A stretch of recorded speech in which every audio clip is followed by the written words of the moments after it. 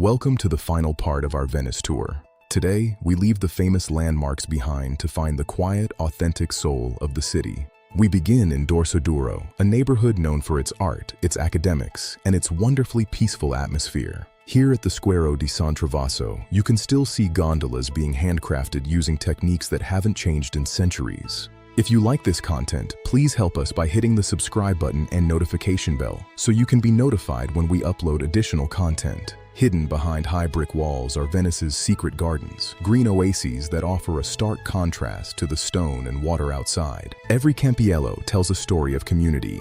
These small squares are the living rooms of the Venetian people. The salute stands guard over the entrance to the Grand Canal, a monumental offering for the end of a long-ago plague. Moving into San Polo, we find some of the oldest residential architecture in the city, where the history is etched into every brick. Venice is full of eccentric surprises, like bookstores that have survived countless floods by stacking their treasures in bathtubs. This is the Venice that Venetians love. No crowds, no rush, just the gentle rhythm of the water against the stone. Behind these quiet doors, artisans continue to create the magic of the Venetian carnival, one mask at a time. In Santa Croce, the pace slows down even further. It's the perfect place to get lost and truly find the city's heart. Locals still buy their produce from boats, maintaining traditions that have defined this city for 1,000 years. The Frari is a masterpiece of Gothic architecture, housing works by Titian and Canova in its cavernous interior. The Zattere is the city's sunniest walkway, where locals come for gelato and to watch the ships pass by.